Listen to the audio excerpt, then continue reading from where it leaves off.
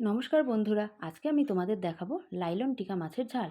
সম্পূর্ণ পেঁয়াজ আদা রসুন ছাড়া কম সময়ে তৈরি হয়ে যাবে এই রেসিপি। ভালো লাগলে লাইক কমেন্ট শেয়ার করবেন, আর যারা নতুন বন্ধু তারা সাবস্ক্রাইব করে পাশে থাকবেন। তো দেখতেই পাচ্ছেন বন্ধুরা, একটা মাছ আমি কেটে নিয়েছি মাঝখান থেকে। এইবারে আমি এর মধ্যে লবণ দিয়ে দেবো, এইবারে হলুদ দিয়ে দেবো। মাছগুলো যাতে হলুদ এবং লবণ ভালো করে ঢোকে তার জন্য কিন্তু আমি মাঝখান থেকে পরে চিড়ে নিয়েছিলাম। এইবারে আমি হাতের সাহায্যে মেখে নেব মাছটা। এবারে গ্যাসের একটা কড়াই বসিয়ে দেবো। কড়াইটা যতক্ষণে গরম হবে, গরম হয়ে গেলে আমি এর মধ্যে পরিমাণ মতো সর্ষের তেল দিয়ে দেবো। এই যে আমি সর্ষের তেল দিয়ে দিলাম। এইবারে যখন নাকি এরকম ধোঁয়া উঠবে তখন আমি একে একে মাছগুলো ছাড়বো। এই যে আমি একে একে মাছগুলো ছেড়ে দিলাম। এপিঠ ওপিঠ লাল লাল করে ভেজে নেবো মাছগুলো। এই যে আমার মাছগুলো লাল লাল করে ভাজা হয়ে গেছে। এবার এই কড়াইয়েই আমি ফোড়ন দেব। ফোড়নে দেব একটা শুকনো লঙ্কা। এই যে একটা শুকনো লঙ্কা দিয়ে দিলাম। এইবারে জিরে, সাদা জিরে দিয়ে দেবো। এই যে আমি জিরে দিয়ে দিলাম। ফোড়নটা একটু ভাজা ভাজা হয়ে গেলে এবার আমি কুচনো টমেটো দিয়ে দেবো। আমি আগে থেকেই কুচনো টমেটো রেখে দিয়েছিলাম। এই যে আমি কুচনো টমেটো দিয়ে দিলাম। এইবারে একটু নেড়ে চেড়ে নেব। নেড়ে চেড়ে আমি সামান্য নুন দিয়ে এটা যতক্ষণ না নরম হয় টমেটোটা ততক্ষণ ঢেকে দেবো। এইবারে এদিকে আমি বাটির মধ্যে জিরের গুঁড়ো, কাশ্মীরি লঙ্কা গুঁড়ো, লাল লঙ্কা গুঁড়ো আর হলুদ জল দিয়ে মিক্সড করে নিয়েছিলাম। এইবারে ঢাকনাটা তুলে সামান্য নেড়ে চেড়ে নেব।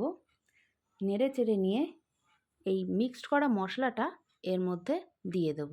এই যে মিক্সড করা মশলাটা দিয়ে দিলাম। এইবার সামান্য নেড়ে চেড়ে নেব। এইবারে আমি এর মধ্যে দেব সামান্য নুন। এই যে আমি নুন দিয়ে দিলাম।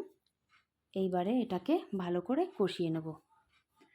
দেখুন বন্ধুরা, কষিয়ে কষিয়ে আমার এরকম হয়ে গেছে। এই পর্যায়ে আমি দুটো কাঁচা লঙ্কা দেবো। যেহেতু আমি লাল লঙ্কা গুঁড়ো দিয়েছিলাম ওর জন্য, আর একটা শুকনো লঙ্কাও দিয়েছিলাম ওর জন্য আমি দুটো কাঁচা লঙ্কা দিলাম।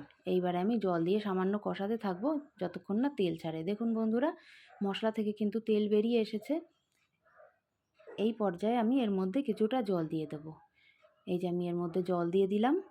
এবার নেড়ে চেড়ে নেব ভালো করে। জল দিয়ে নেড়ে চেড়ে নেব এবং এটা ঢাকনা দিয়ে ফুটতে দেব যতক্ষণ না না ফোটে। এই যে আমাদের ফুটে উঠেছে জল, এবং একে একে এবার মাছ ছেড়ে দেবো। এই যে মাছগুলো একে একে সব ছেড়ে দিলাম বন্ধুরা। এইবারে এটাকে ঢাকনা দিয়ে ঢেকে দেবো। ঢাকনা দিয়ে ঢেকে আমি 2 মিনিট রান্না করে নেব। এই যে 2 মিনিট হয়ে গেছে বন্ধুরা আমার। এইবারে আমি কিছুটা ধনেপাতা দিয়ে দেবো। এই যে আমি কুচিয়ে রেখেছিলাম ধনেপাতা। ধনেপাতাটা কিন্তু অবশ্যই দেবেন। ধনেপাতাটা দিলে এর স্বাদ দ্বিগুণ হয়ে যায়। যেহেতু কোনো মশলা নেই বেশি, ওর জন্য ধনেপাতাটা অবশ্যই একটু দিতে হবে। তো কেমন লাগলো বন্ধু আমার এই রেসিপিটা? এই যে আমি এই ধনেপাতাটা কিন্তু দিয়ে বেশিক্ষণ ফোটানো যাবে না। আমি ঢাকনাটা দিয়ে গ্যাসটা বন্ধ করে দিলাম।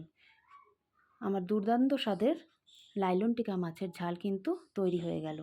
তো আমার এই নতুন রেসিপিটা তোমাদের কেমন লাগলো প্লিজ একটু কমেন্ট করে জানাবেন।